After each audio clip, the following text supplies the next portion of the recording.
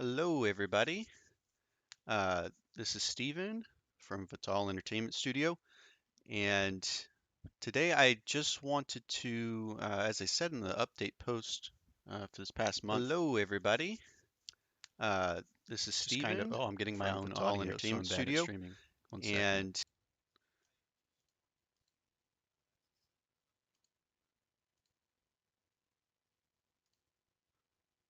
okay, I think that should be fixed. I apologize.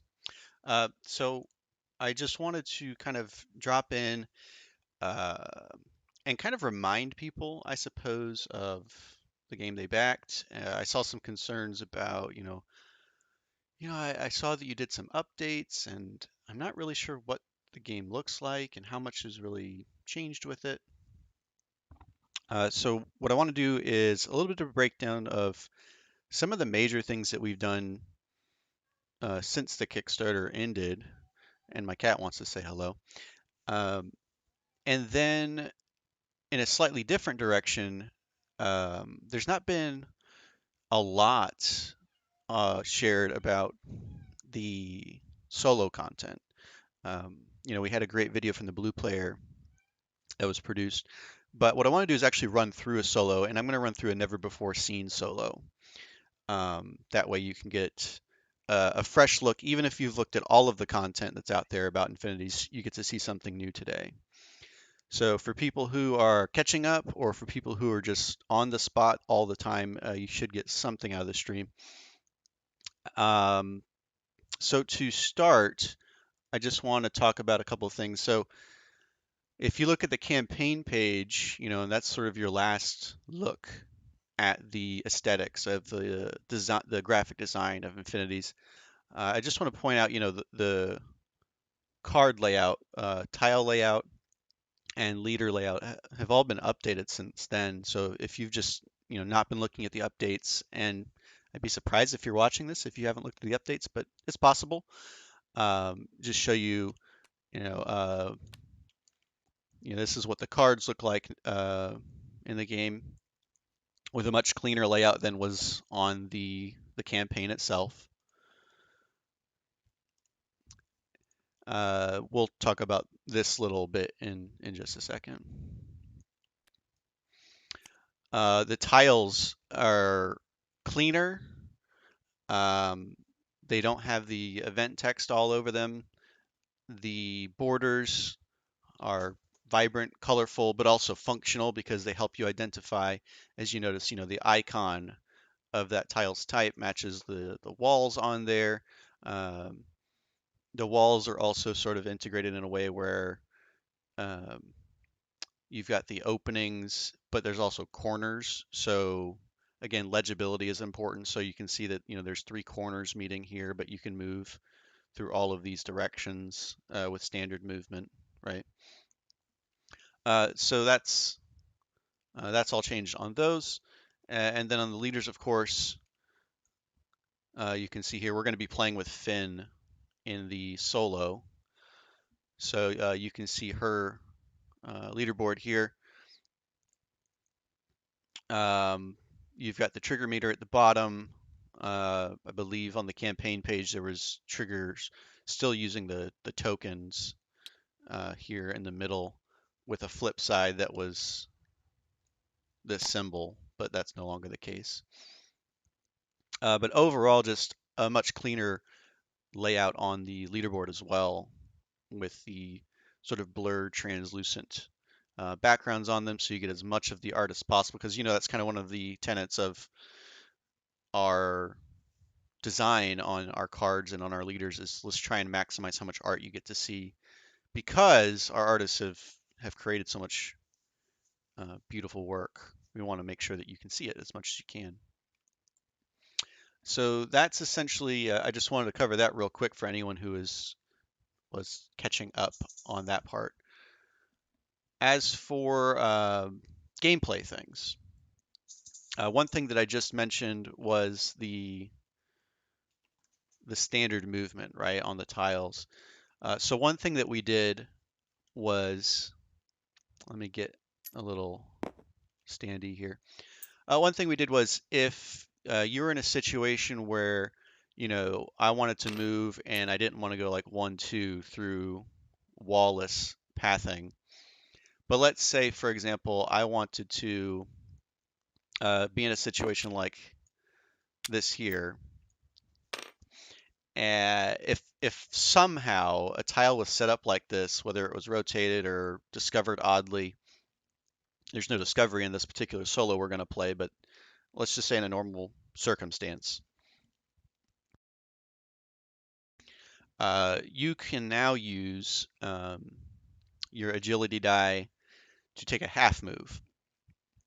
And what a half move does is it lets you move through walls, but you can only move one space instead of two. So if you think about it, like many tabletop RPGs or other games where there's something like difficult terrain, it's kind of like that. So the wall doesn't completely impede you, but just keep in mind, as long as I'm sitting in here, I'm not going to have reach on anybody, so I'm not going to be able to play cards that influence them, or I'm not going to be using attacks against them, anything like that. So I would need to use a half move so I can get out of that situation. So that's something that we added. It's both quality of life, but it's also kind of it's situationally it can be situationally game breaking, I suppose you could say, to be stuck in that walled in situation, particularly in some of the multiplayer story chapters. There's some tile rotating rediscovery and all kinds of stuff where you could end up completely surrounded by a wall. So we wanted to make sure that that hole was filled and you weren't going to be completely stuck. Let's see, what else? We added something. Again, this might be old news for some of you, but I just want to make sure everyone's kind of caught up here. You can use any die for something, which is going to be a rest if you look there at the bottom of those basic actions. Sorry, my cat's being crazy because I'm talking. Um, so you can gain 2 triggers with the rest action, as you see here on the reference card. So I could, even if I had, let's just say I had a die that I figured, oh, it's going to be wasted if I spent it otherwise, I can just pop it over here and I can gain a couple of triggers and at least call it a gain of some kind, right?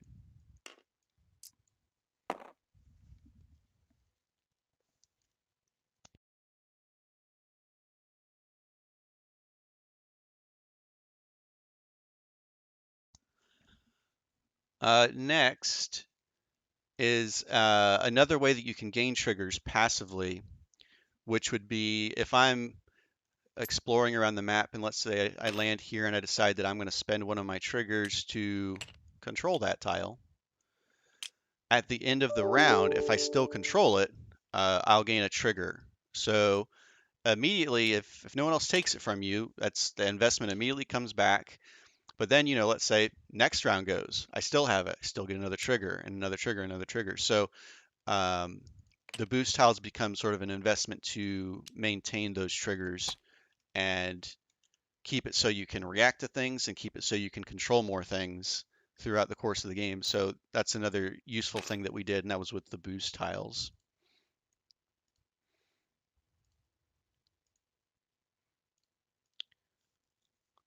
Speaking of reacting, of course, all along the way, there's always been the leader had their special reaction, right? So if we look here, so I could spend a trigger in Finn's case to control one of the enemy's control tiles. A little tricky thing with her is you kind of need 2 triggers to do that because it's one to react and one to control. So she's got a little nuance with hers, but it's quite powerful to be able to just guarantee I'm going to control your tile. It does, of course, have to be in reach, like most things. But the uh, the enhanced version, the empowered version, is if she can pass an agility check of 10, she could then look at the enemy's timeline and just prepare one of their cards from it. So it's like a steal. In this solo, that gets modified a little bit, but we'll talk about that when we get there. So that's what you've always had. You've always had a leader reaction, but we actually added, because some of these can be situational, or because maybe you want something that's just a little bit more utilitarian at times. What we did is we added a basic reaction you see at the very, very bottom of the card here.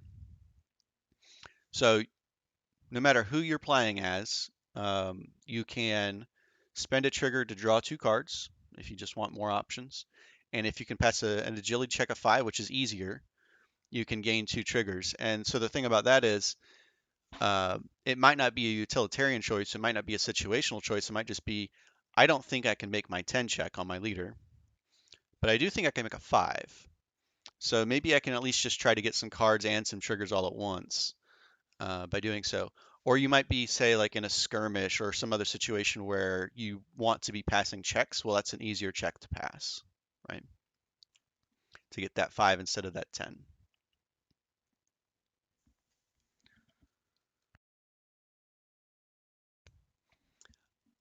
So coming back to our unit that we had out earlier. I hope I'm not going too fast here. I don't think I am. So coming back to our unit, you'll notice that something that's completely different from what you would have seen on the UI of the cards on the campaign, and it's something that we talked about in depth in one of our posts on our updates, was the defense and HP system. So this was something where many units can, last a little bit longer, but it also gives us the opportunity to do some things like AoE damage, um, or sort of like this difference between what's different between straight up attacking a unit with your power die versus maybe playing a card that can do damage straight to a unit.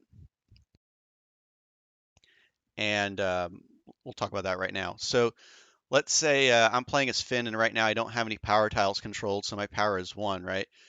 So if I were to attack this unit, right, because this is my basic action is to, if you look at that power, so attack a group unit, roll a power check, and each time my result of my check meets the defense of the unit, I get to deal damage to it.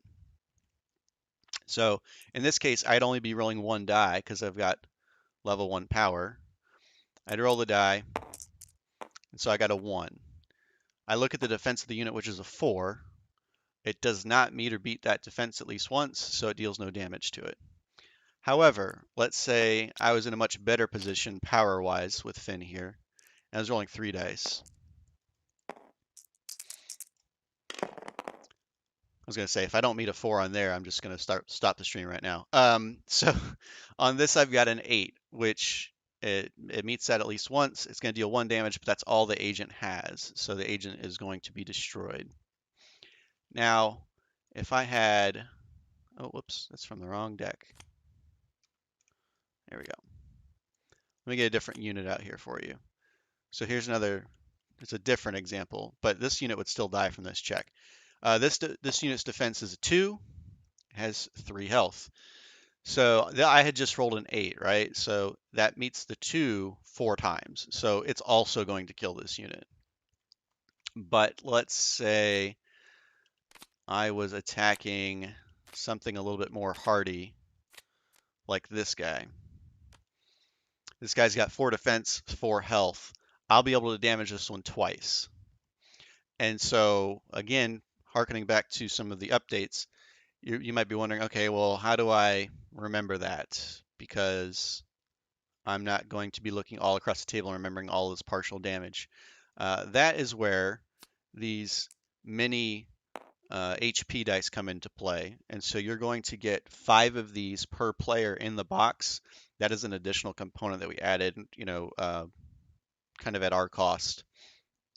So in this case, I rolled an 8. I can damage a 4 defense unit twice. So I will slap that right there on my card to show that it has 2 health left, essentially. So that is how you will track the HP on these units when they have incurred some damage.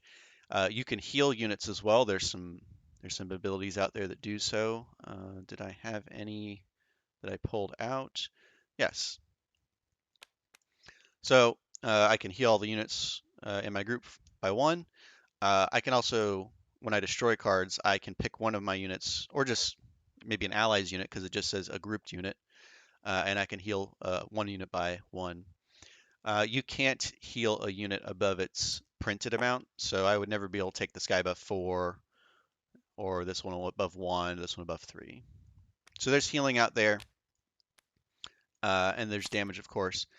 And I guess what I could show you is, as well, in addition to healing, of course, there must be damage. So let me track down a damage card for you just to illustrate that.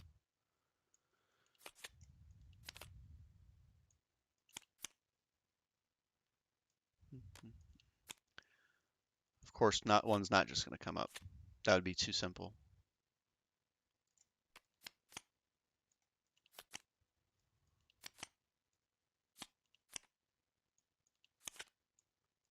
This is gripping entertainment, I know. Maybe should have prepared this part. Jeez Louise.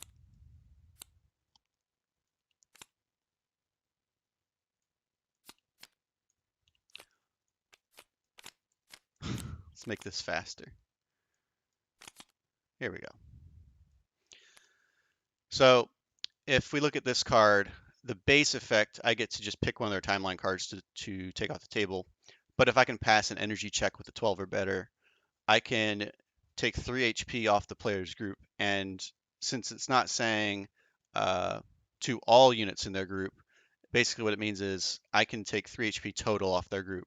So maybe like 1 from one unit, 2 from another, or 1, 1, 1, or all 3 to one unit. That ignores defense. And so that's kind of what I was wanting to illustrate here is attacking, you've got to meet their defense each time to deal, damage, damage, damage.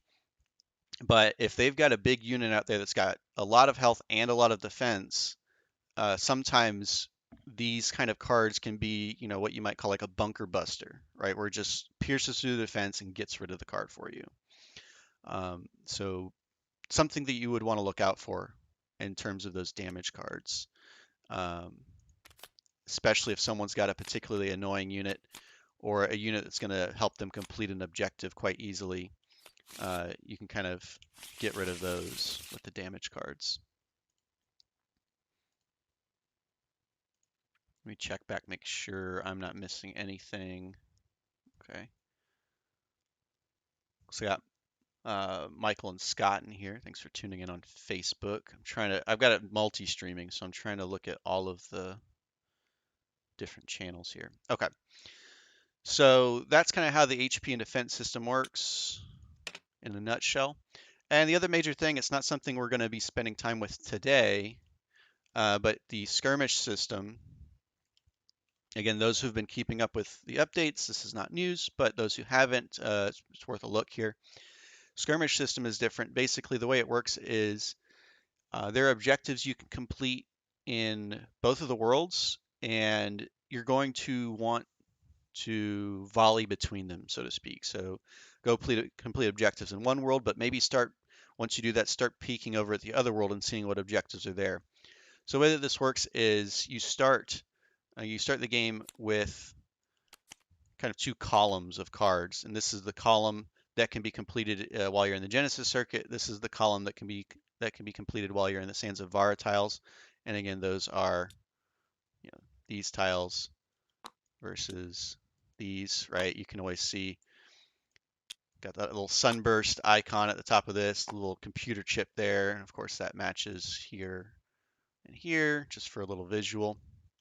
But in any case, while you're in this world, any tile in this world, you can complete the objectives on this card or this card. And when a card is completed in one of the worlds, you'll basically flip that card over as completed, and you'll add a card to the other world.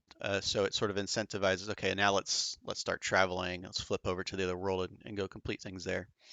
And if we completed one of these, we would throw a card here, right? And the game would end as soon as one world had all 3 cards completed. So it's kind of like a hard ending trigger to the game, rather than necessarily like a timer, if you will. You'll notice, of course, that both of these cards have permanent end of round scoring. So even once these are completed, these base cards that start the worlds, they have some input on the outcome of the game based on how many tiles you control in those worlds. So it's kind of like a who has the most influence in the world kind of thing. The way that these cards work is kind of interesting. There's like a mini area of area control mechanic. So when you complete one of these objectives, you would put your token there. Say like, all right, no one can complete that square, but someone else can complete the other one. All right. So in this example, if they play or destroy a unit that has an energy action on it. But if someone does this, for instance, only one person can do that. So let me just put a red on here. So now my red player, sorry, 1 second.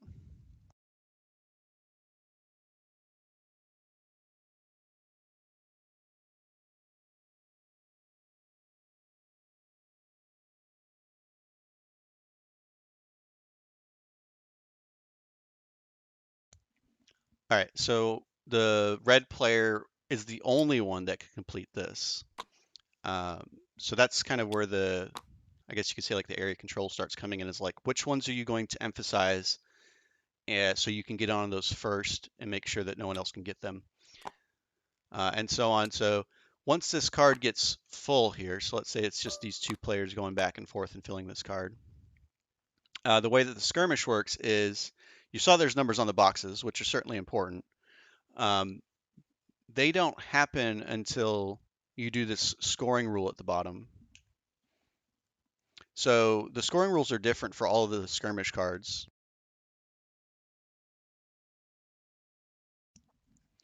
The base cards have the same one. So as long as you've got a token on there, you get 3 points immediately. And then you flip the card after scoring. So once this is settled, then those people who had tokens on the card take them off and they score the points from their squares. So red gets 1 point, 2 points, so that's 3. They got 3 there, so they get 6 points off this card. Blue, however, gets 1 point, 4 points for 5, 3 points because they had at least one token, so they get 8. So that's how the scoring of that card would work, and then this would be persistent. Whereas all of the additional skirmish cards, they have nothing on their back. Like once they're scored, that's it. You'll notice, of course, there's little nuances and cool gameplay changes. Confluence, for example, no one scores any points on their token squares. All of it just comes from the scoring component. And with this one, you want to have a lot of units in the group when it ends. So when it gets full of tokens, um, you could have potentially quite a few points here. Let's say that you're completely full on agility and you've managed to put 4 units in your group and you filled the entire card. So you've got 4 tokens and 4 units. You could get 16 points off of this card. Is it likely? No, not particularly, but it's possible. So there's lots of opportunities for you to actually tally a lot of points based on the card. But again, let's say you see someone going for confluence and it's like, okay, well, I see that they've already got 3 tokens on there and they've got some units on the table. Before they put that last token on there, I'm just going to blitz their group and try to destroy as many as I can. So maybe that group goes from 4 to 2 units, or maybe no units, and then the card finishes and they get nothing. Um, so there's interesting little counterplays because you can see as plain as day, what cards are on the table for the objectives, and you can try to deny some of those. There's other interesting ones I want to particularly point out from Beyond here, which is an interesting one where if you remember the rift effect, so the rift is normally at the center of the table and it's rolled at the end of the round, flips tiles over. You actually put the die that you roll for rifts here, and then that actually steers uh, what type of actions you're trying to use to put tokens on the card. And then uh, at the end of the card, when you're scoring it, it also scales off of the rift. So this is completely like a rift centric, like watching the type um, of the die that's getting, or I'm sorry, the type of tile that's being flipped each round, and then trying to adapt to that, but also like trying to control the perimeter around the rift so you can score as many points as possible when it does flip over. So that's kind of the skirmish update. Oh, I see you got Leo and Denise. Thanks for tuning in. So that's kind of how the skirmish system works in the ship game. So you got to look on that. All right, I think that's most of what I really wanted to get into, sort of gameplay update wise.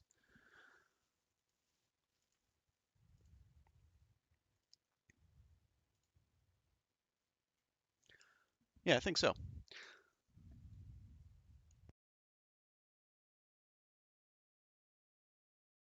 So with that, let's talk about solos for a second, and then I'll play a bit of the Finn. I don't know if I'll play it all the way to the finish, uh, but I certainly want to give you an idea of it. I might just play through it. But basically, the way that the solos work um, in Infinities is you've got one solo per leader, and each solo is almost like an entirely different game.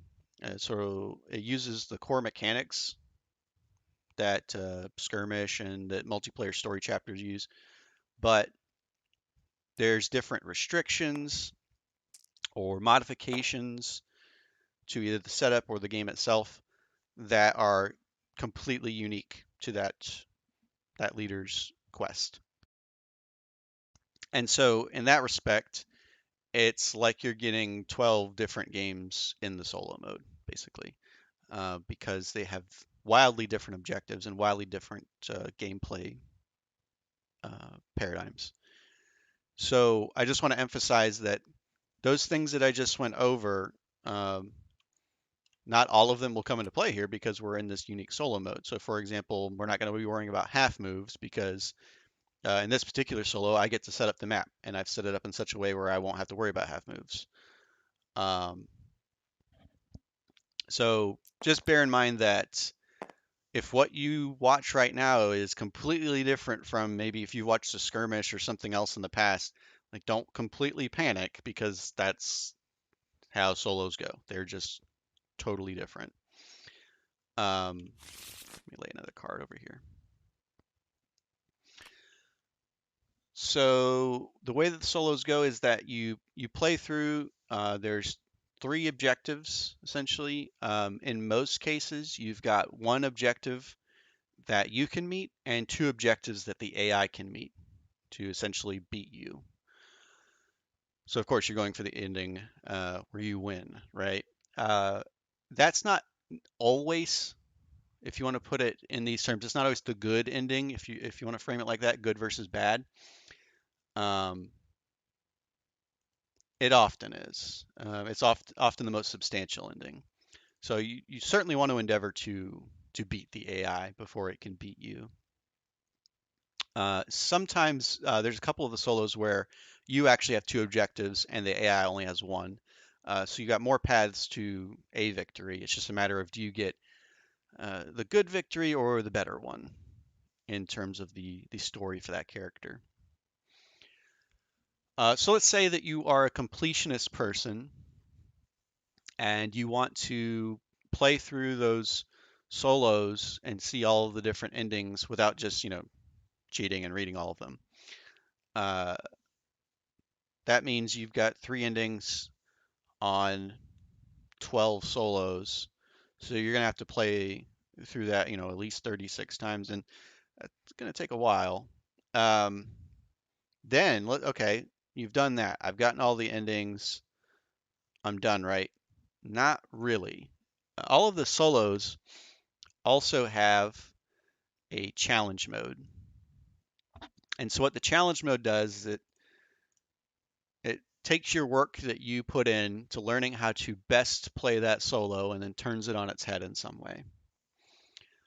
Some of these are numerical tweaks. Some of these are alterations to the way that you actually complete the solo. The one I'm going to play today, Finn, it's a numeric tweak that just ramps up the difficulty by merit of increasing your objective. So while I would have to complete 7 cards, which we'll get into, I would have to complete 9 in the challenge. And that doesn't sound like a lot, but the scaling of a check that I'm going to need to make uh, is based on how many cards I've collected. So going from 7 to 8 is already a lot, and then 8 to 9 is even more. Um, so that one's very difficult, but it's maybe one of the simpler challenge modes. I am not going to be playing on challenge mode.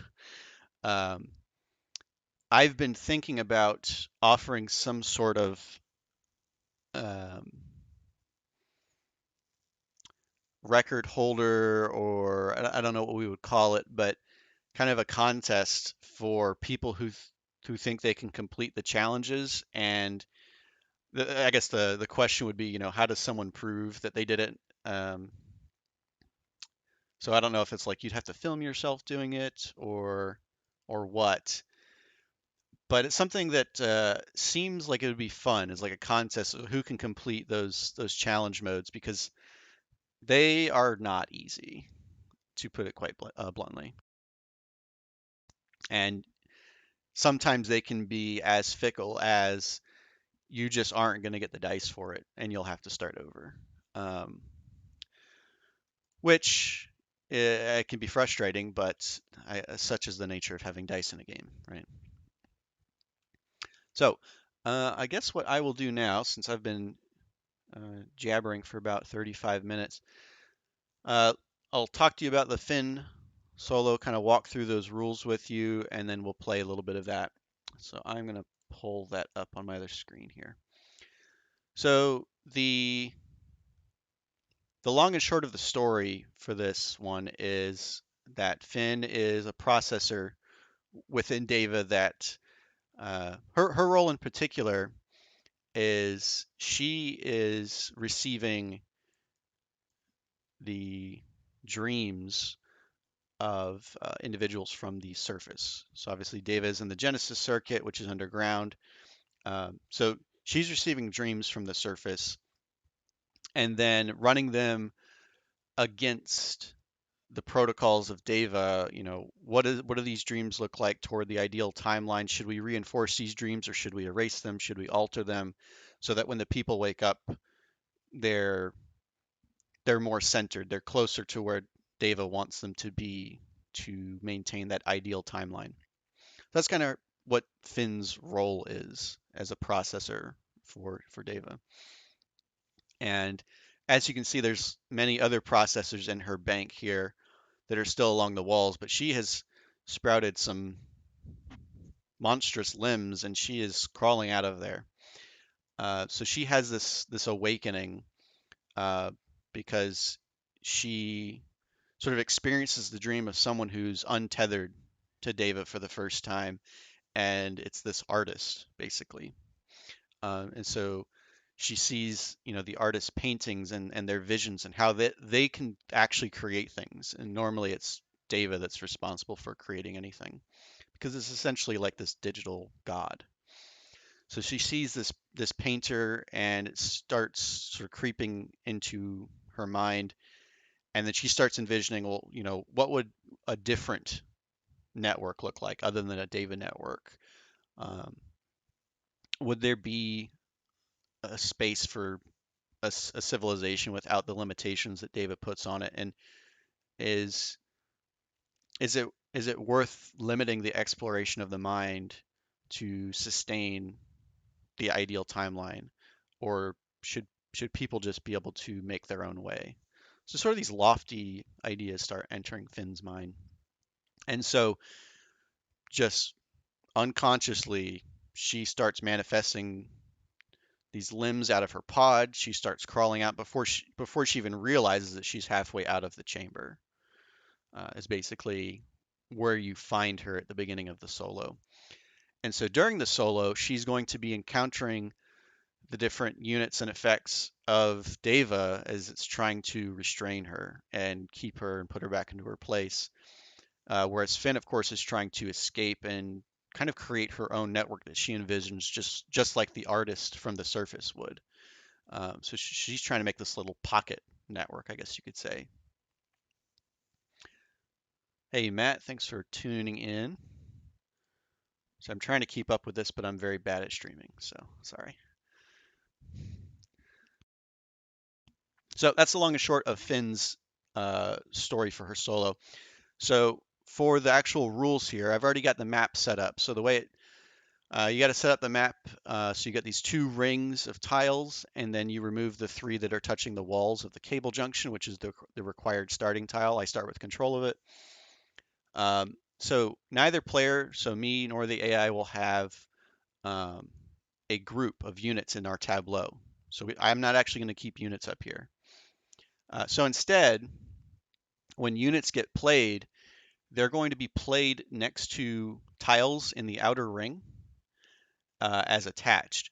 So like this unit, if it's played right here, it's considered attached to this tile.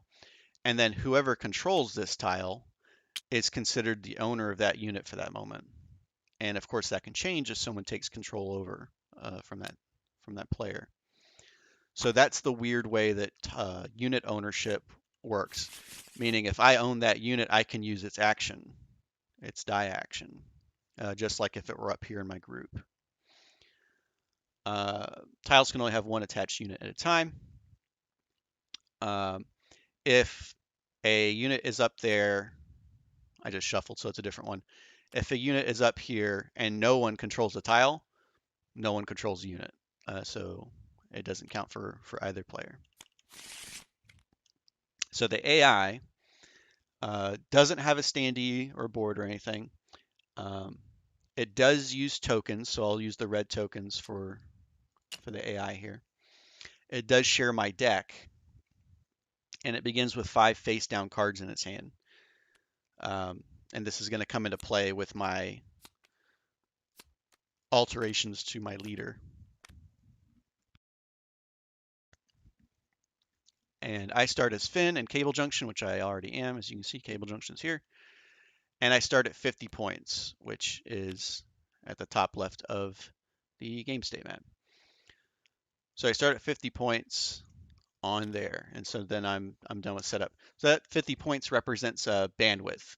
And the interesting thing here is I also don't deploy. So I don't collect any cards, I don't prepare a card, so I do nothing with cards at the beginning of the game as Finn for this.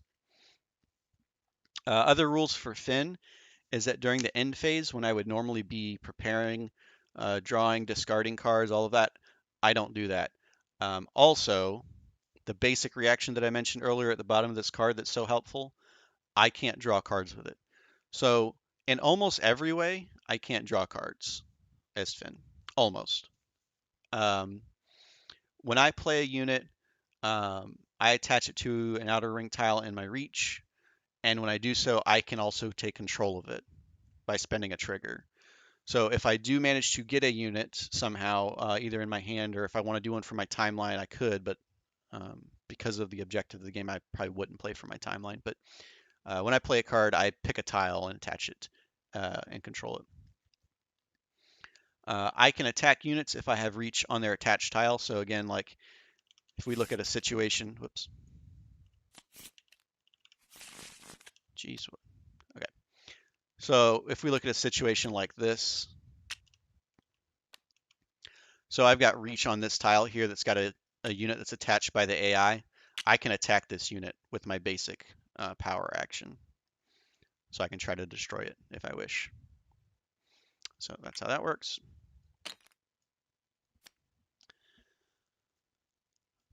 My reactions agility component gets altered here. So instead of preparing a card from their timeline, as we said, they just have a face down hand, not a timeline. What it does is it instead turns all of their cards face up in their hand, which is going to be important. So for me, I have a timeline with no limit. But if I want to prepare a card, I have to pass an energy check. The energy check's difficulty is 3 times double the prepared cards I have. So that's where that scaling component I mentioned earlier with the challenge mode comes into play. So right now I have no prepared cards. Difficulty is 3. But once I get up to 7, it's going to be 3 plus 7 times 2. So 14 and 3. So I'm going to need a 17 to get my to get my 8th card, and then so on and so forth. So it gets very difficult. The last check I'll need to pass is a 15 if I want to try to win this. If you fail the energy check to prepare a card, you destroy the card. You lose it. So it's an all or nothing thing. My 1 die action gets altered a little bit. I can play or attempt to prepare a selected card from the enemy's hand rather than it being random. Now, when they're all face down, it's kind of random, but once I've revealed them, it becomes very useful because I can target it.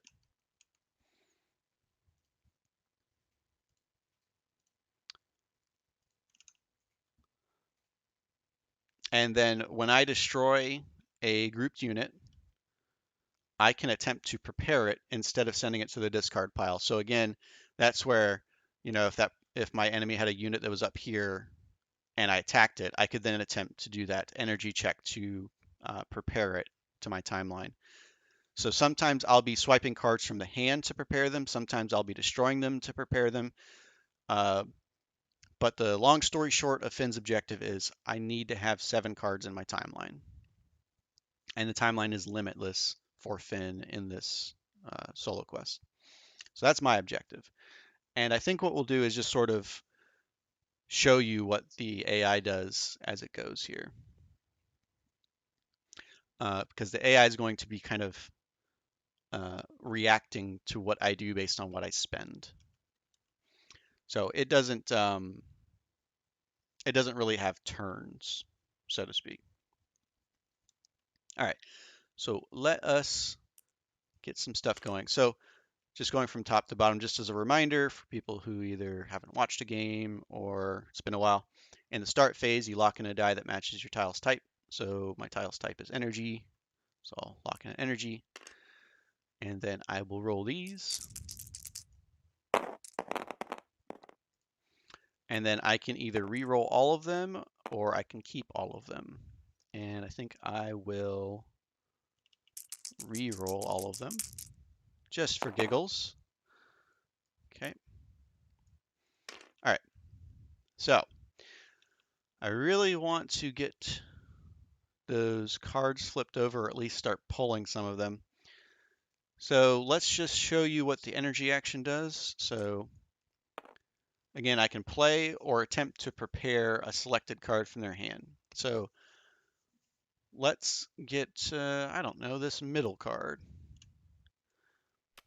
So that is Synthetic Reborn. So I can attempt to play that. And, I think I'm going to play that. I'm going to put that in this tile. Oh, wait, no. I think I'm going to put it in the power tile because I can reach that one.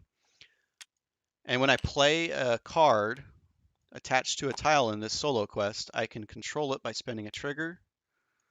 I'm going to do that to level up my power. So I've taken my action now, which means that the AI is going to spend the dice I've most recently put in my spent pool. So here. So for energy, it plays the leftmost card of its hand.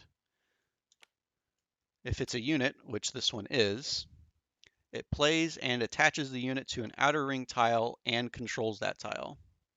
And it prioritizes it in ascending influence order. So let's see. Looks like it's going here. So it's also going to be getting a power tile. Okay. And so that is the AI's action.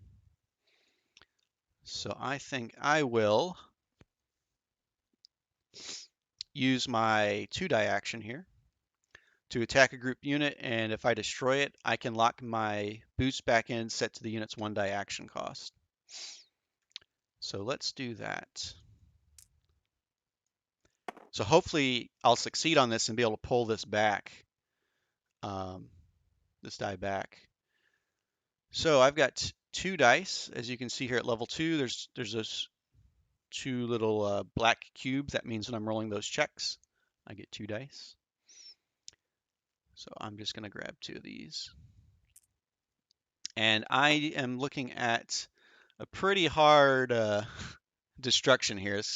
This guy effectively needs a 10 on a raw check to be destroyed. Got a lot of HP.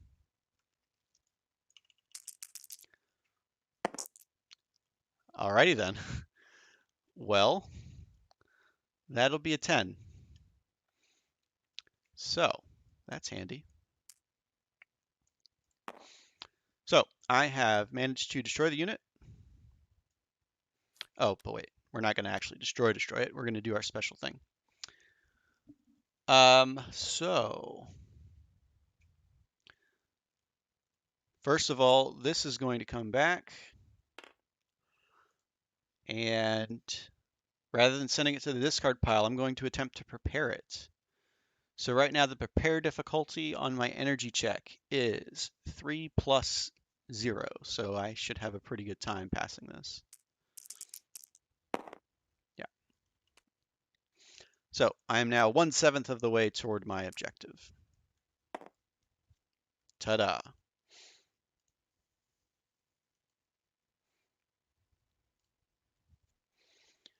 So my turn. Let's see. I don't really have a way to get rid of this boost. I can rest with it, or I can change that energy. Those are my 2 options. I think I'm going to try to play or prepare another card from this hand here. It's pretty much random. I don't know what's in here. All right. So that's actually good because there's only 1 copy of each action. So at least it's not going to be a duplicate, because the catch, I guess I didn't describe, is that I need 7 cards and they have to be 7 unique cards. They can't be the same. So getting the action cards is actually not a bad thing. So I'm going to try to prepare this. So my difficulty on the check is going to be 3 plus 2. So I need a 5 on this check. And I'll get that with an 8. All right, it's smooth sailing so far. Everything looks so easy. And it's never going to change. So I just spent an energy, which means that the AI's action is to play the leftmost card in its hand. It is a unit, so it's going to look for tiles in ascending influence order in the outer ring. Well, it's back to here because that unit was gone. All right, and that is another very hard unit. It takes a natural 14.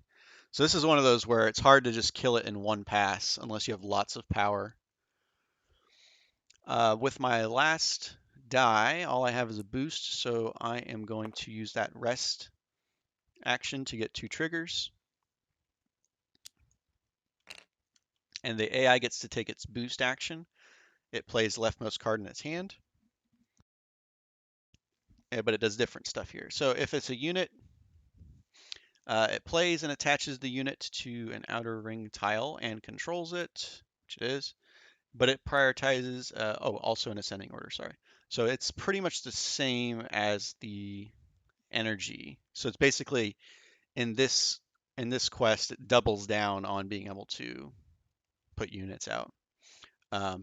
Because one of the AI's objectives is to have 5 units out. So that's why sort of 2 of its dice work toward that. It also wants to lower my score, which it's going to do in the end phase.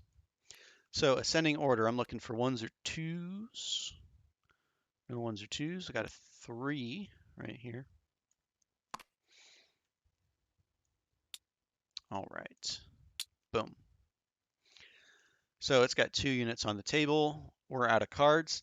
I don't prepare, draw, or discard in the end phase. It does do something in the phase. So during that reset step that would normally be taking place, the AI draws until it's got 5 face down cards. 2, 3, 4, 5. Essentially refills itself. There's some locking things on here. That's why they didn't For the people that are particular about things being straightened up, gets a little odd there. So it gets 5 cards, and then it reduces my bandwidth by 1 uh, per unit in the group, and 2 per action card in my timeline. So 1 per unit in my group. Let's see. I've got 1. So there. Action card in my timeline, it's 2 per, so that's 2 more. 1, 2. So it knocked me down by 3 points, which is fine. I've got lots of room. Nothing could ever go wrong, I'm sure. I'm going to pause for a second, check the stream stuff, make sure I'm not missing any questions or cool things. Hey, Lee. Thanks for tuning in.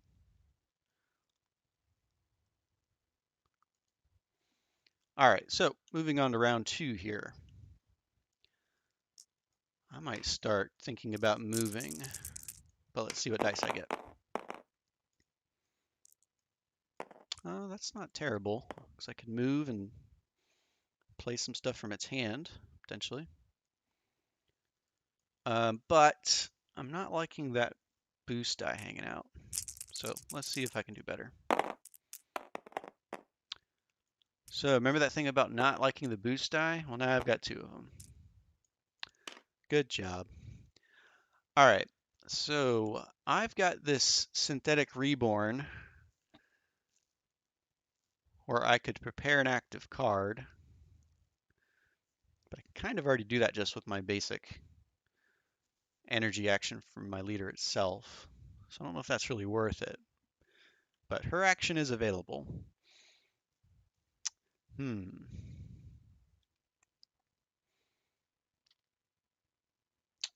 Well, I think I'm going to take one of these cards and see what's going to happen with it. So I can try to prepare this. It's an action card. Or I could play it. It might not be a bad idea to play this, actually. Because I could play another random card from their hand, and if I could pass that check, I could actually draw a card. One of the few ways I can draw is with Dream Monitor in this quest. So it might not be a bad opportunity to do so. It'd also move toward emptying their hand, so they might run out of cards to mess with me. Yeah, let's do it. I'm actually going to use my little HP dice here, so it's just right there. So I need to pass an 8. That looks like I did it. Nice. So so this card will go away. But I get to play one random card from their hand and draw another one. So let's play this one. So I'll put a unit down. Oh, I don't know. To make my energy checks easier, that seems like a good idea. Let's get an energy tile. Knock down my triggers by 1 because I'm using a token. So I played a random card, and then I can draw a random card from their hand. Oh, it's an action. That'll be good. So I can destroy some tokens to wipe out some of their cards so they don't reach 5 units on the board. That'll be good. And they have, because it's got to match my current tiles type. So if I don't move, I can currently destroy this one because they're both energy. That would be good. Okay, and I've emptied out some of the hand too, so puts me in a good spot in multiple ways. Now it responds with its AI action for energy, playing the leftmost card in its hand, which is going to be unit, which is starting to get a little scary because it's going to be a 3. So we need to attach this to, sorry, I zoomed out there a lot. Ascending order. See, lots of 4s. Break the tie with alphabetical order. I think it's probably this B here. Yeah. So they just have this little contingent of units down in the bottom going on. I'm going to need to start doing something about that. Well, can I do something about that is the question.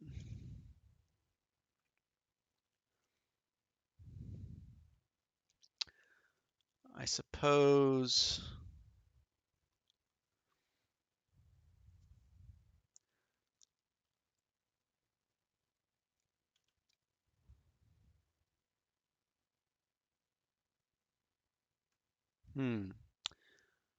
which one of these do I try to get out of here?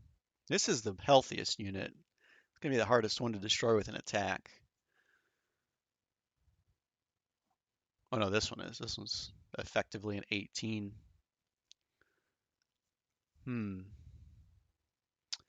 Probably this one then. So what I can do is I can spend my agility to move. I can move 2 spaces, but my little trick I'm going to do here is I can go 1, and I can control that tile. And then fortitude tiles, when you leave them, you can warp to and control a tile in reach. So I'm going to warp to this tile and control it for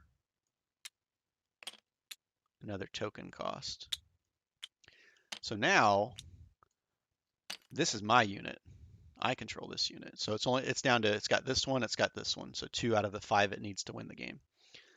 So even though all I had was agility and I didn't have things to attack and I didn't have really cards to get rid of it, I could still use that to buy myself a little time here. So since I spent an agility, we're going to see a different AI action from the others. We haven't seen an agility yet. It controls the highest influence tile in the outer ring that I control, and I'm not allowed to react to that. Oh, am I going to hate this? Yeah, I'm going to hate this. Highest influence will be a 4, and it'll be breaking the tie with alphabetical order, which is this one. So it got 1 back. So all of that crowing, and it just got a 3rd unit. But at least this one's not as healthy. It'll be easier for me to kill that one. But I lose power die because it was a power tile, meaning my attacks are piddly at this point. All right, I've got 2 boost dice left, so that means I probably need to do a conversion here. Can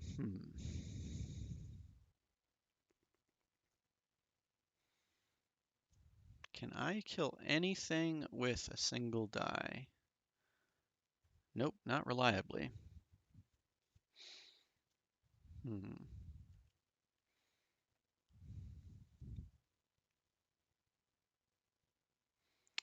This might not be bad, though. If I convert to an energy, then I could use my Seeker Drone's action here to at least get some triggers and move.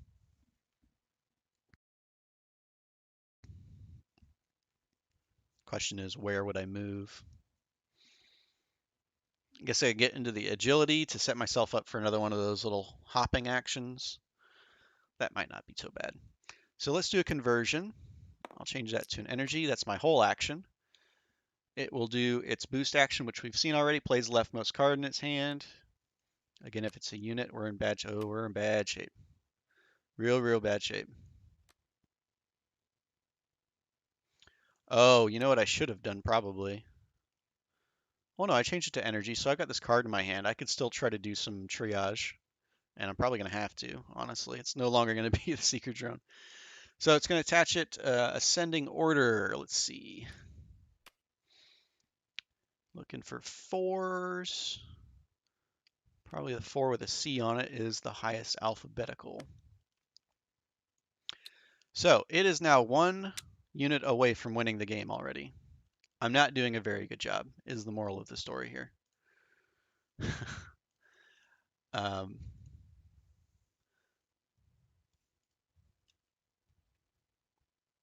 Oh yes, I do have another level of energy. Thank you, Adrian.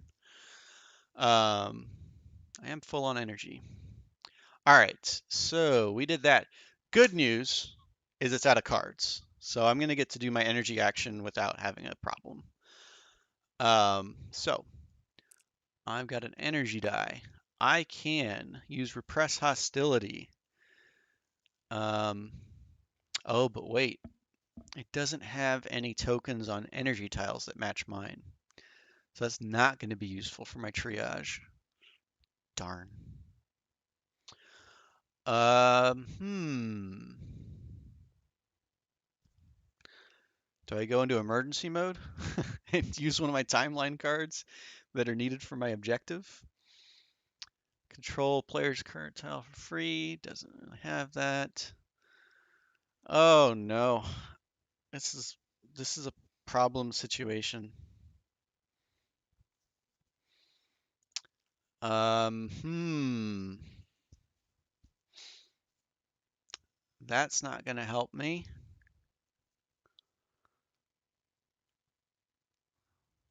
I guess we go back to the seeker drone and pray. Get some triggers and get in the agility space and try and cheese them out of a token next round. Because otherwise, it's looking quite grim already. I've let this get out of hand.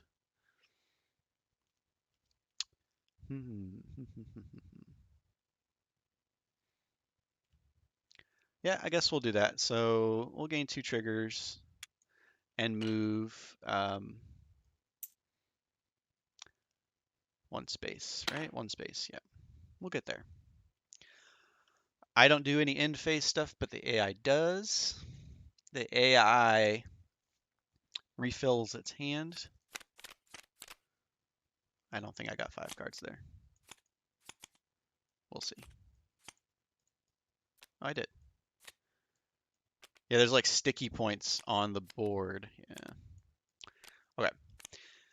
Refills its hand. I lose 1 bandwidth per unit in my group. I have 2, so I lose 2 points. I lose 2 per action card in my timeline. Oh, I'm sorry. I needed to lose 1 more last turn too. It's per unit in my group and timeline. Apologize about that.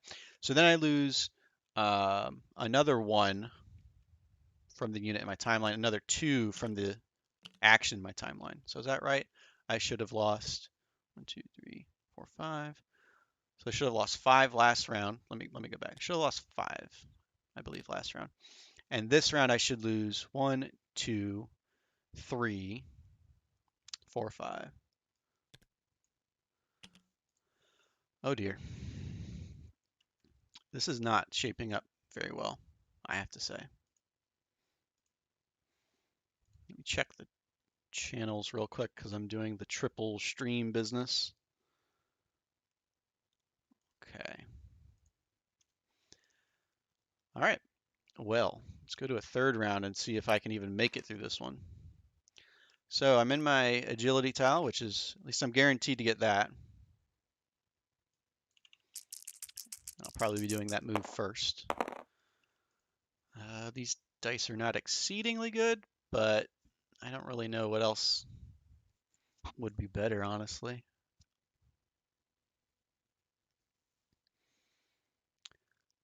If I can get...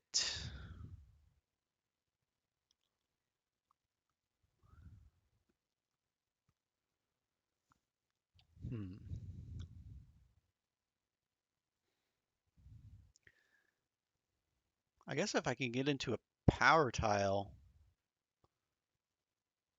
Oh, no, wait. Once I spend that agility, it's going to control the highest tile I control, and that'll be its 5th one. I have to destroy a token with this, or I lose. So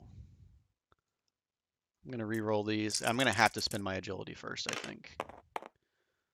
That's not bad. Okay, so yeah, I have to use the agility first, no matter what. It's going to end up being a wash, but it's going to at least buy me a little time, I guess.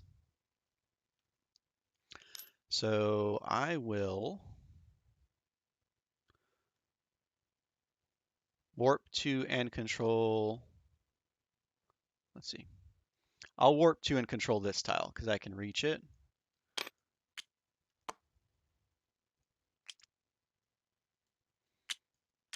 By the way, I never said I was good at the game. I just, it's part of making it.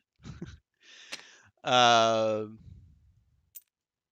right, warp to and control that, and I have a 2nd move, so I will move here, and I'll control that one too. But obviously I have no unit there. All right. So then, oh, let me get my, so I got my power up, all that. So now I've got that unit. So it only has 3 now. So it's going to take its agility action, which is to control the highest influence tile in the outer ring that I control. Luckily, I dove into this 5 that doesn't have a unit attached to it. So actually didn't end up washing so much. It didn't get a unit back, basically. So I did manage to get it back down to 3 with that. So that was my agility. Now, I could use repress hostility to destroy this one right here.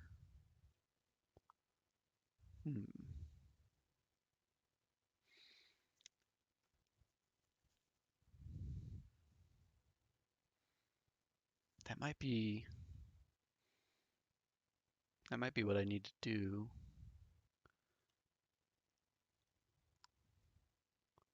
Because now it's not a situation of me rushing to my goal. It's like I need to clean up this board somehow. What unit actions do I have at my disposal? I got Synthetic Reborn again.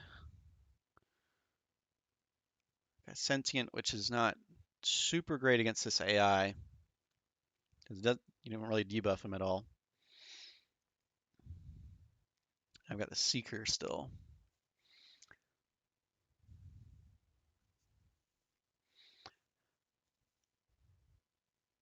Because I don't know that I really want to try and empty his hand because he's just going to put more units on the board. But what else am I going to do with these energies? I guess I kind of have to really at this point.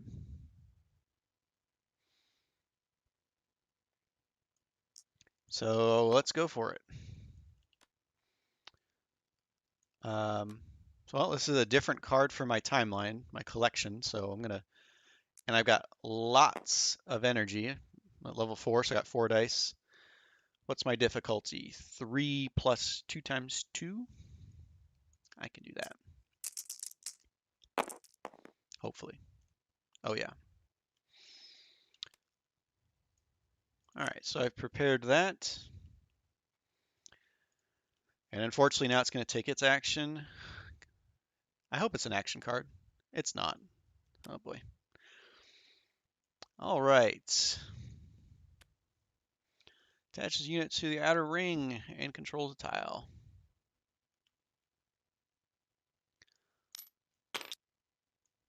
Ascending order. Let's see. It's looking for 4s at this point. Probably L. Yeah. Good. On the opposite side of the map for me. That's what I was really hoping for, you know. Just be as far away as you can. And now it's back to 4 units in its group. Great.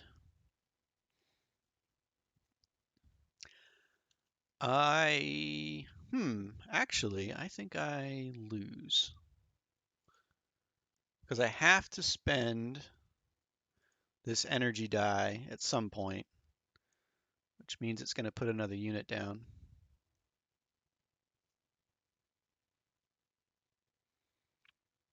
Yeah, that's not great.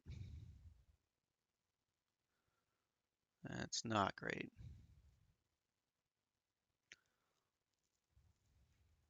Do I have anything that could save the day?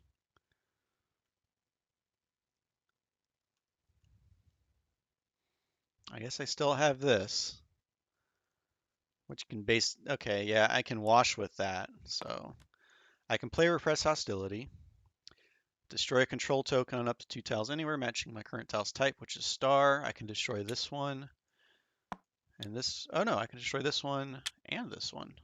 Wait a minute. It's actually a gain. Because yes, it's going to get 1 back, but only 1. I got rid of 2. All right, that was good. Now it's going to spend an energy, because I did. Has another unit, of course. And it's going to attach in ascending order to a tile it doesn't already have one. Let's see, we've got STS, SC will do it for alphabetical order. Oh my goodness. I should have like completely gone a power route just so I could punch things. If I remember the last time that I was testing this, a while ago, I think I did do that and it was more successful than this silly route that I'm taking. All right, so it is at 3 units. And now I've got a will action left. What am I going to do with will? I could. What is it going to do on will? That's the question. Rolls a die and takes the. Oh, it's just going to randomly take one of its actions. Oh, that could be terrible. I think I need to just go for more stuff from its hand, honestly. Let's go for this one. All right, I don't have that in my timeline already, which is good. So let's go for it. Am I still at full energy? 1, 2, 3. And I've leveled up 1, 2, 3 times. I'm still good there. Let's roll my dice for 4. What's my difficulty? 3 plus 6, 9. I'm killing it on the checks, at least. That's a plus. So I'm 4 out of 7 on my goal, and it is 3 out of 5, and it's been teetering on 4 out of 5 on its goal. So you can see how we're on the on the edge of a razor here as far as who's going to win this moving forward here. Oh boy, but I'm not feeling super confident. So now it's going to take a die and roll it and randomly take one of its AI actions. Oh, that's not super great. So if you recall, its boost action kind of mimics its energy. So it plays leftmost card from its hand, which it still has one, unfortunately. And it is a unit. Attaches the unit to an outer ring tile and controls the tile in ascending order. So I believe Specimen was going to be next. Specimen transfer cell. And just like that, it's back up to 4 out of 5.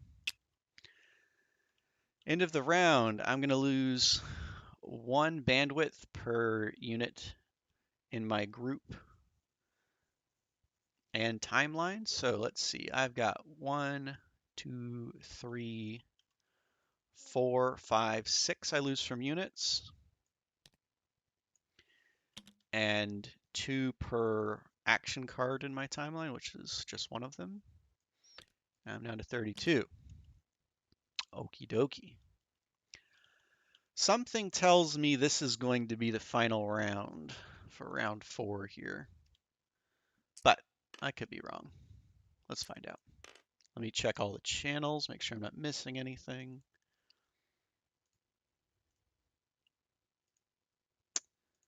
Okay. I don't really know how to... The Facebook Live still eludes me a little bit on how everything works. But anyway. All right, let's get back to it. All right, I'm locking in a will because I'm in a will tile. Hooray. I kind of think at this point, I kind of do want some power, yeah. But here, I don't have any energies to play randomly.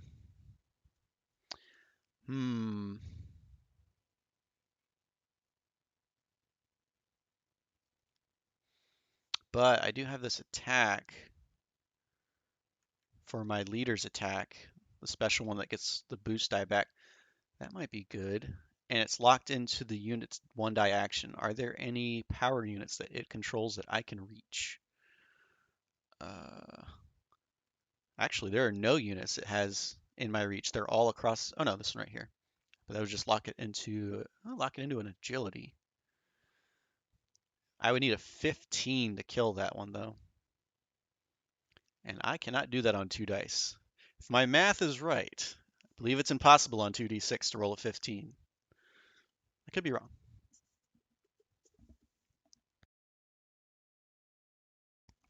What I really want is probably to find a way to get this guy down.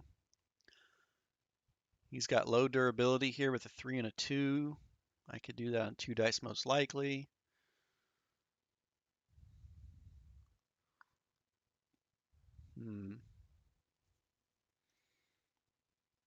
This guy's a 6 as well. Not that one. Or I could do another movement capture with a warp. And that might be the ticket. So maybe it's clean house time. So I'm going to go all in on this strategy and probably lose. So you get to watch me lose now. All right. I am going to, because if the will action that it does rolls really badly for me, it's going to spell disaster. So I'm going to use this will action as an agility to move. So I'm going to go 1. I don't think I'm going to control that one. I'm just going to warp and control this because it's within reach. Yeah, I think I'm going to get this guy.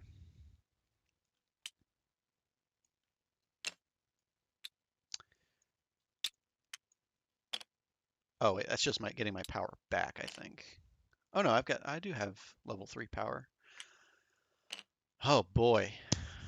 Well now, first of all, now I've got 4 reach and I've got 3 dice on my attacks. So that could put me in a good spot. It's now also down to 3 units, so I have a little bit of breathing room. But now it's going to roll a die and randomly take an action because I used a will. Agility. How bad is that for me? Controls the highest influence tile in the outer ring that I control. Oh, boy. Oh. Can you hear the despair in my voice? Can you? All right. Probably looking for a 4 that I control. 4-0 is probably it. Oh, right. With fins, you want to control the inner tiles because of the agility AI action doesn't control the inner tiles. That's how you maintain stats. Now I'm remembering. There's so many different AI or there's solo quests. It's hard to remember all the optimal strat. You really do have to, you have to like kind of replay these to quote unquote do them right. I forgot about that part. Yeah, I should have been controlling these 2 tiles earlier on. Okay, anyway, it's controlling outer tile. I think, yeah, it's this one. Oh, remember that part where I was all excited about, I'm going to have all this power? Well, not so much. And now it's at 4 units. Ah, boy. Okay. No problem. No problem. Let's see.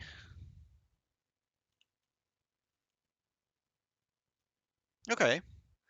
Let's double down on that strategy. I'm going to move with this will and move here and warp here with my last trigger. Oh no, I got one more. And I'm going to control this one and just hope that it doesn't take it right back over. And it's going to do a random action. Wait, I don't think I didn't refill its hand. My mistake. We weren't doing any mechanics that dealt with it, so no big deal. But now we are. It's an action. Oh, bought us a little time. If it's an action, it destroys my leftmost timeline card. Oh. Oh, boy. Well, now I'm 3 out of 7 toward my goal. I was excited for a half second. How do I react to that?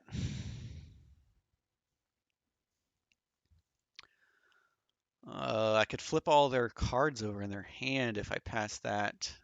Low probability of rolling a 10 on 2 dice, though. And I don't have 2 triggers, so I won't be able to take advantage of the top part that control one of the enemy's controlled tiles.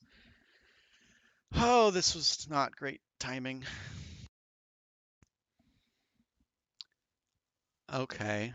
Do I do the basic reaction will let me draw, but if I roll a 5, I can get 2, so I can get a net 1 trigger. Do I gamble on that on 2 dice rolling a 5? I'm already in the gambling mindset here, so why not? So I'll spend this, roll 2 dice because I'm at 2 agility, and not roll a 5 because I'm a cool guy, and now I'm out of triggers. Neat. Oh, bad situation.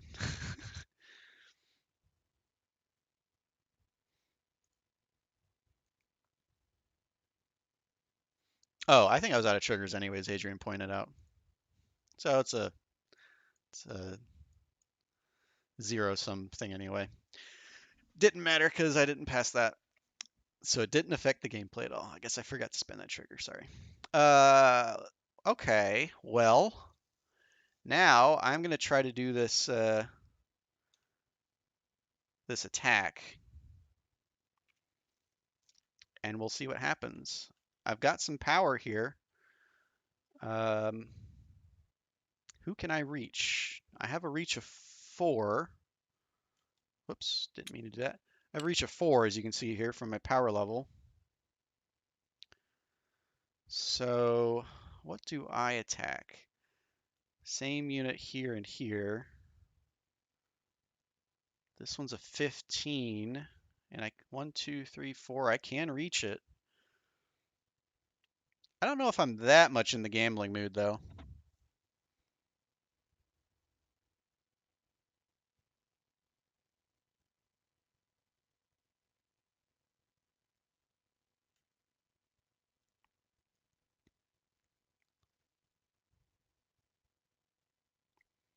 And I will have a +2 on the check because I've got level 2 agility and level 2 energy. You see that both of those give a plus to power. Oh boy. So 3 dice, and I would need to roll a 13.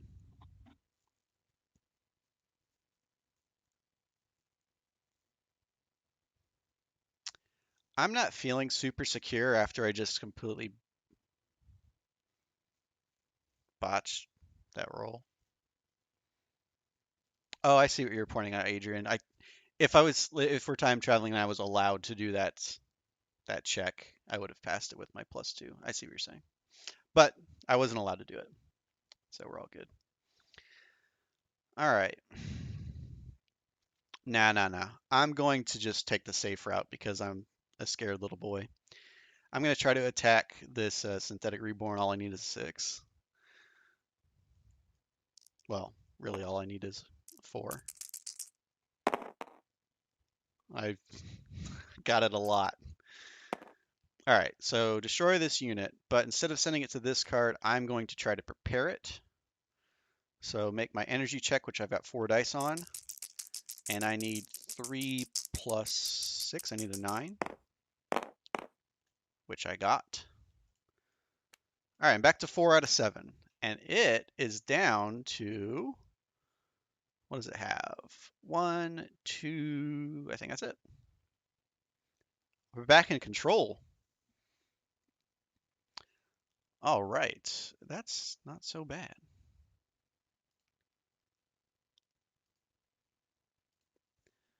Okay. Oh, right. So that was from doing this. So if I did destroy it, lock that back in. I lock it to an energy. Oh no, I should have been paying close attention to that. Whoops. I don't know if any of them would have been much better because that was just another of the same unit, and that would be locking in the agility. If I could have passed, that might have been nice. Eh, not a big deal. All right, but I did just put this power die here, so it needs to take its power action. Power action is it attacks an enemy unit prioritizing the highest influence tile. It rolls 1 die per unit I have in my group. Oh boy. What do I have?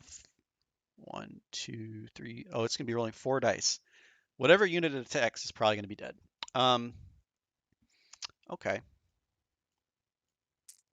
So wait, who is it attacking? Highest. Well, I got a 4, I got a 3, I got a 1 and a 4. But it's this one that I just recently took. So it's gonna pretty much automatically kill this. It needs a 6 on 4 dice. Yeah. So it kills this unit. And as Adrian pointed out, I'm out of triggers, so I can't even react to that.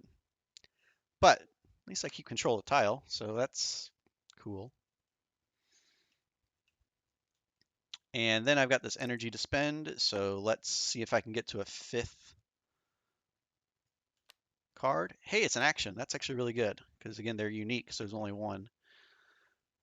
Use my reaction, auto succeed. Oh, but it's no good, really. Well,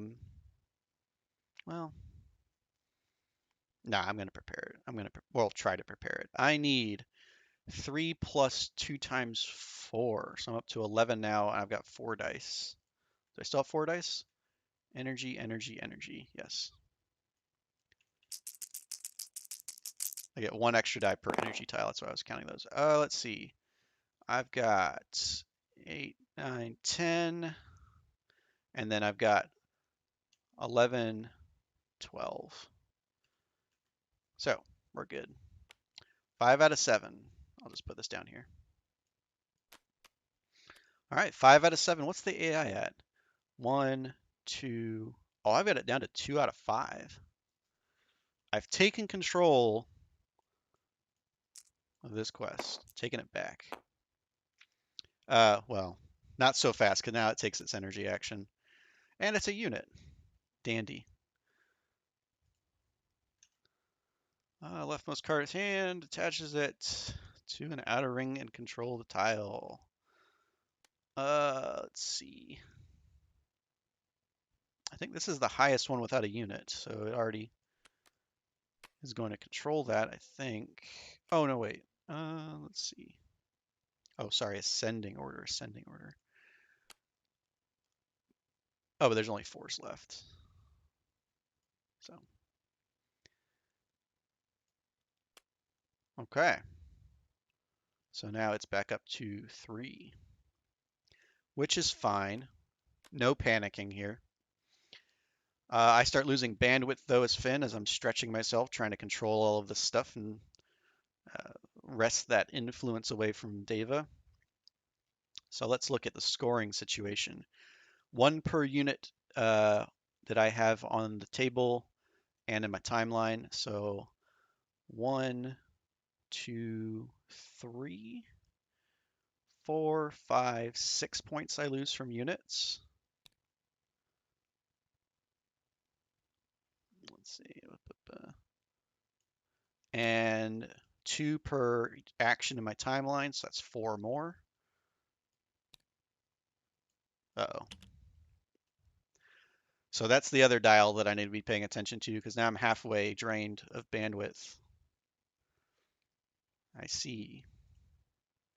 I see bad things are happening. 3 refills its hand, which I'll remember to do this time. Also, as you're seeing, like, I've played this, so I, mostly remember every one of the mechanics, and, I'm still reading off of the book.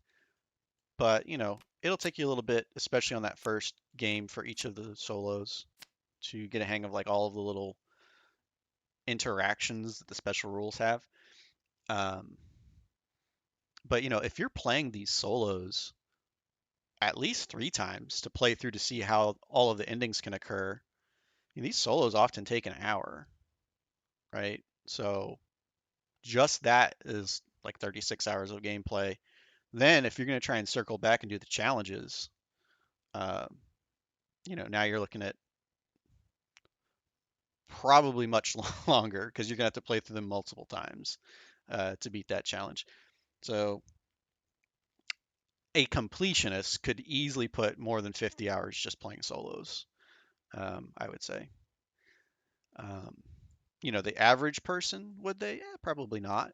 They probably wouldn't do all of that. They, play it through a couple times. If they didn't see their endings, they might just read them, and that's fine, I guess. But a completionist who wants to kind of play it straight and narrow and true, you're going to be putting a lot of time into the solo mode. Which, for people, there's some people that, if I recall right from backer comments or Facebook or what have you, there's some people like, I'm just getting this for the solo, and that's awesome. You've got a lot here and a lot of different things, which a lot of replayability. So that's good. All right. Enough of that. I'm just trying to delay my loss that's probably going to happen. All right, let's see. Where am I starting? A power tile. So that's my first die. I am probably going to want to attack some more stuff. That's not a bad roll, actually.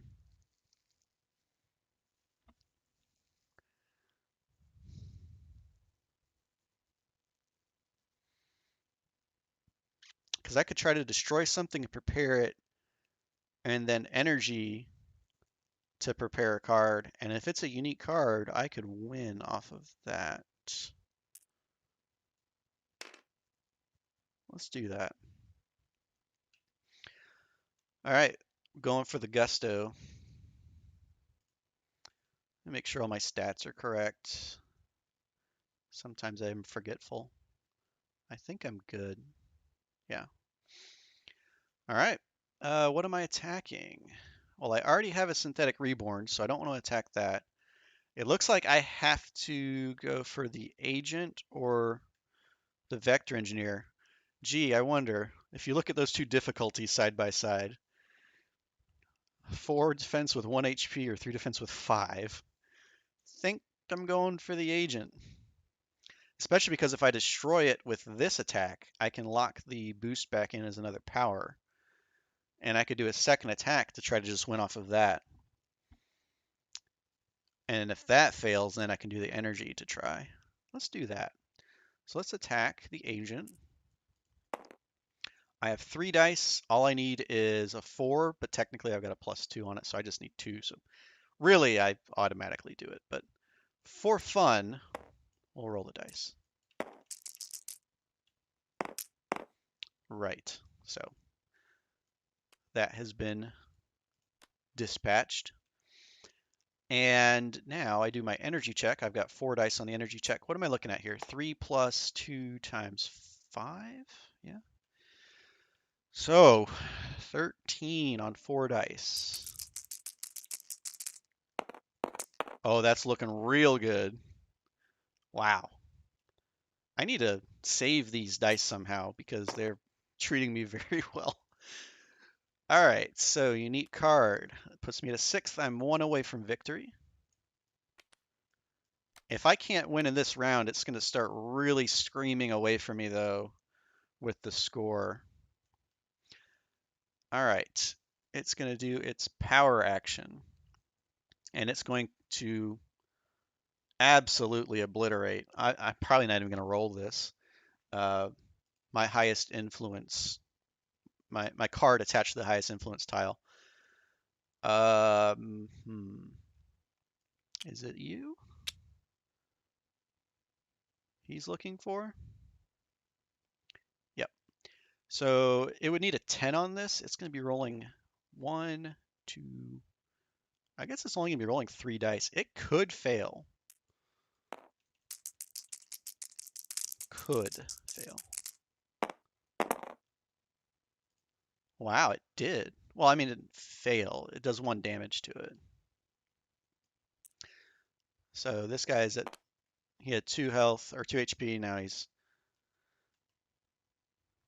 wow, that's really lucky. I like that. Okay. And the interesting thing here is, let's say like I did some attacking and I only dinged a unit like that, right? Of the enemy. Like let's say I was attacking this vector engineer and I only did some damage to it, but then later I took control of it. I would take control of it at its current HP value. So if I had damaged it, I'd take control of a damaged unit. It's kind of an interesting little thing here. All right, so it damaged me, but that could have been much, much worse. Now, oh wait, and I got to lock this back in. Rewinding time just a little bit. Because from this, attacking the group unit, if I destroy it, I lock the boost back in, set the unit's 1-die action cost. His 1-die action cost is a power. So I got a power locked in. Now I'm going to spend another power. And actually,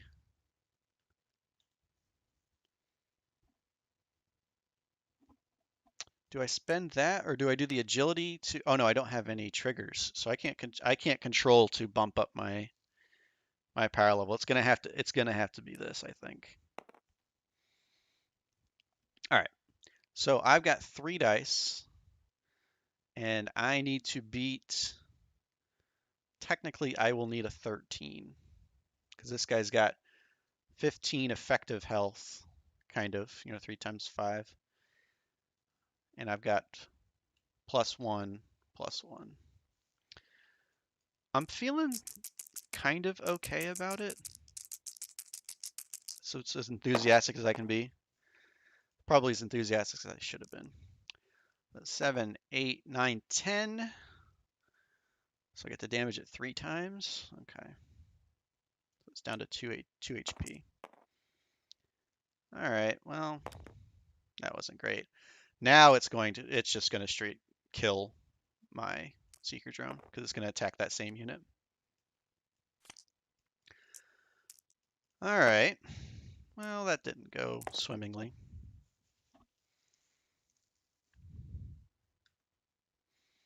So then I guess we take that effort to hope that I can draw a random card that I don't already have from its hand. And the question is, do I feel lucky? It's a 1 out of 5 chance that I pull the card that will win the game for me.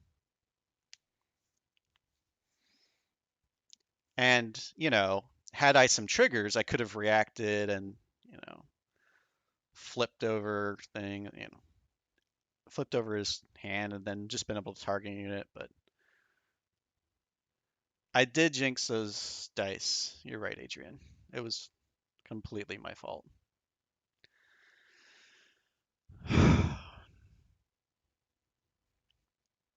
All right. I'm going to pick this card. Do I already have it? I don't. I don't already have it. All right. Now all I have to do is pass a check of, let's see. I've got, what is it, 6 cards. So 12 plus 3, so 15, and I've got a +2 on it. 4 dice to roll effectively a 13. Oh no. Oh no.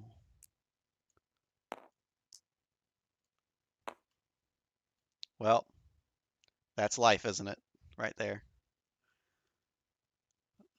Why did I jinx these dice so hard?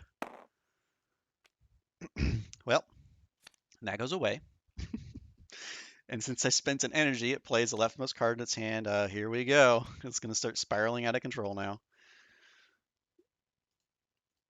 So plays leftmost card in its hand. If its unit attaches it to an outer ring tile, ascending order, and controls the tile. I think it's back to this one because it's the 4 with a C on it. Yeah. Okay. So it's got 1, 2, 3 units again, and I'm sitting at 6 of 7 still.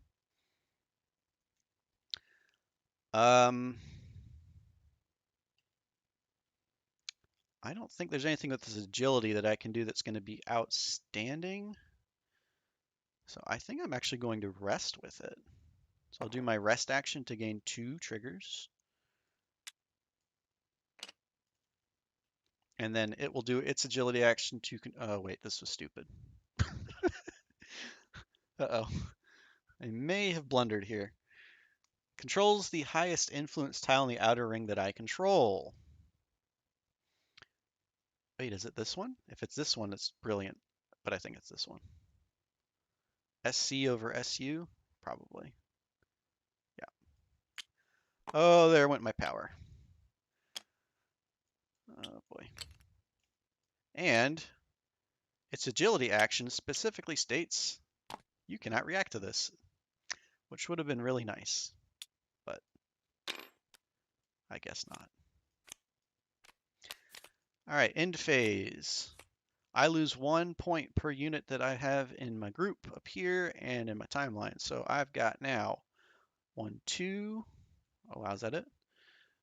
3, 4, 5, 6. 2, 6. Uh-oh. And I lose 2 per action in my timeline. That's 4.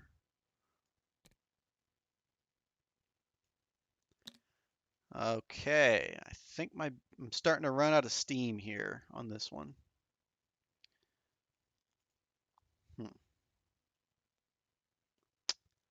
Okay, guess I refill his hand here. Yeah, I went so hard on the controls that I haven't really been reacting and revealing his hand. It makes the game a lot easier. So that's another thing. It's been a while since I played this solo, so yeah, you really want to reveal his hand using the augmented fin. So if I recall at the beginning, let me just blow it up this way. The reaction check, that 10 check. Yeah. Dang. I'm remembering things as I go. But I'd get to turn all these cards face up. All right. So I'm sitting in a power tile. Not feeling quite as powerful, but it'll be okay.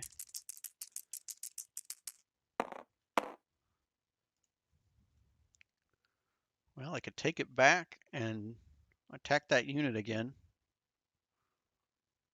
because now I've got triggers.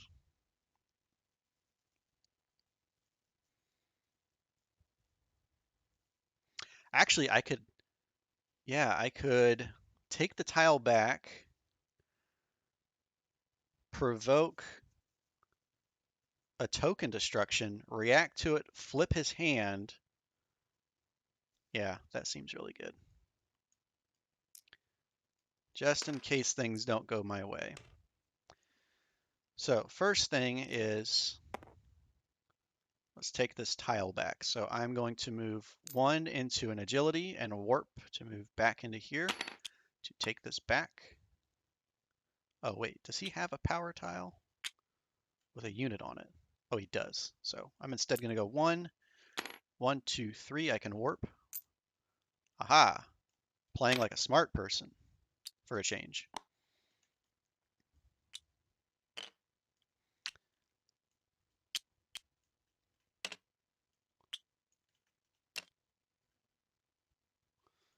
Okay.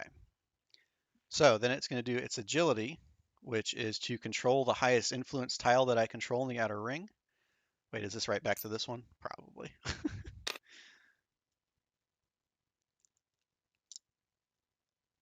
Well, it would have been either one, I guess. Yeah. Yeah, no matter what, I was going to lose a power that I regained. But at least I washed a unit for a moment. So I'm going to take this back. But now I could react. So I can't control one of his tiles because I don't have enough to do that. But I could roll these 2 dice, and if I can get a 10 on this, which is not super likely, but possible. Oh, it's possible. I get to flip his hand over. Okay, so now I've got this energy die. So here's what I could do. I could attack him with this power and attack that unit that I chipped earlier and then try to prepare it. Or I could just straight up try to prepare one from his hand. But if I fail, what will that put him to? He'll play another unit out. It'll put him back to, it'll put him to 4 if I fail that. I think I should, so now that I can see what's in his hand, what don't I have? Well, I don't have that. I don't have that. I don't have any of the cards in his hand. It's just that these 2 are duplicates. Oh, well, that wasn't actually that beneficial, at least this time. It could have been, but I think I just go for the attack. Oh, but I'm down a power level. So what do I need? I have 2 dice. I'm rolling 3. It has 2 health left. I need 6 plus 2. I need so I got plus 2 on the check. So really, I effectively need to roll a 4 on 2 dice. 4 on 2 dice.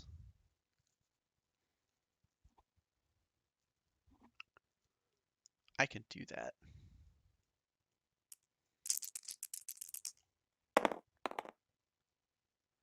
I can't do that.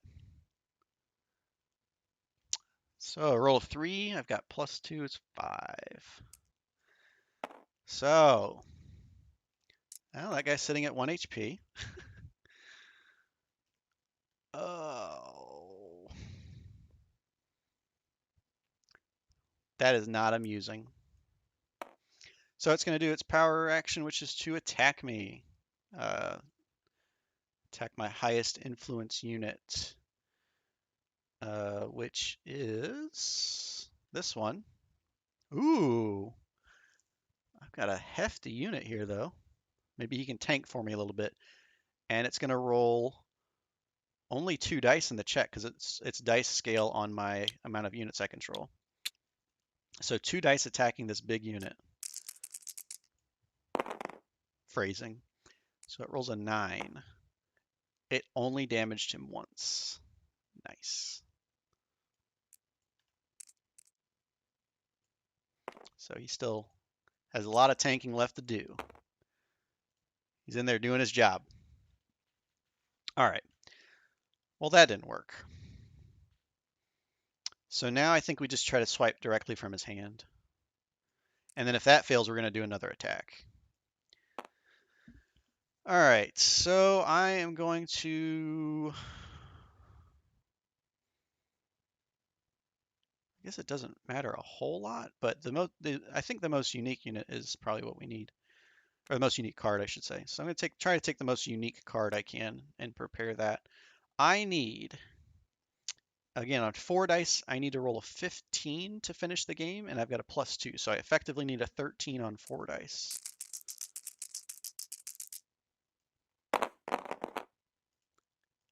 Did I do it that time?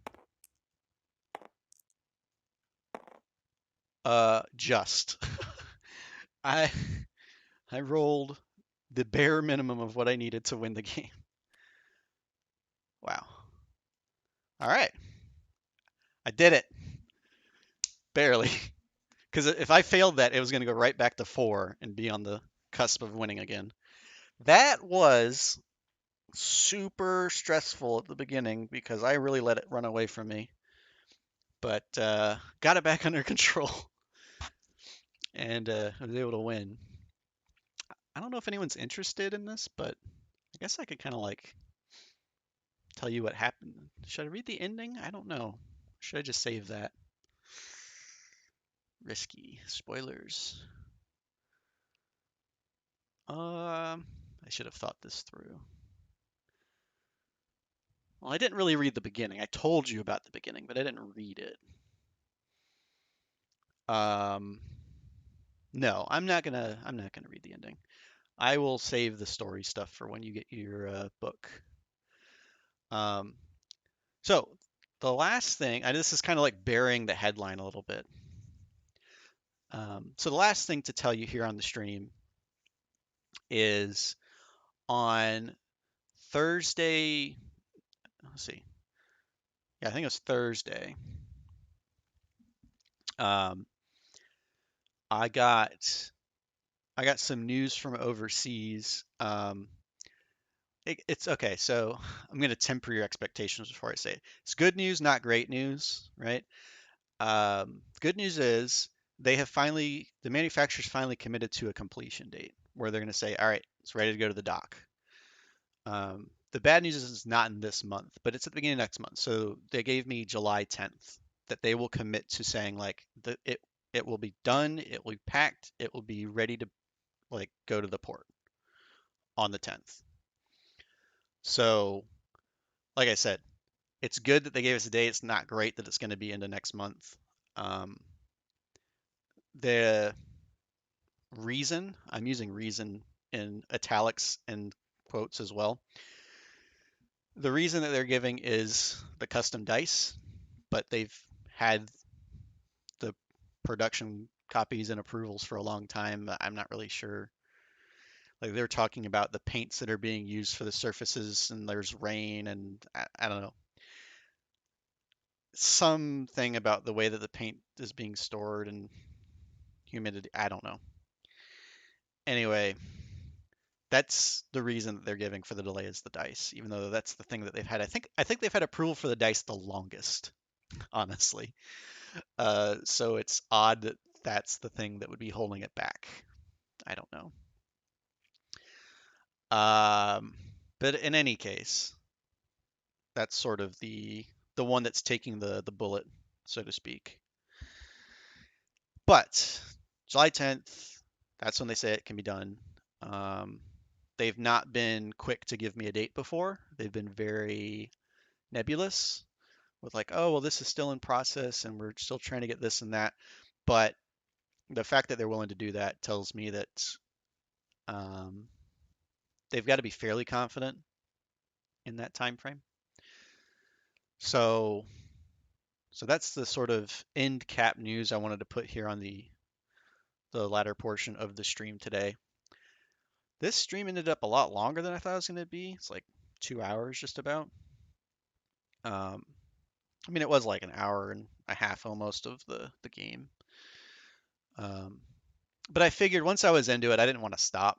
Number one, I was having fun fighting against it. But number two, I wanted you guys to be able to see through to an ending, whether I lost or whether I won.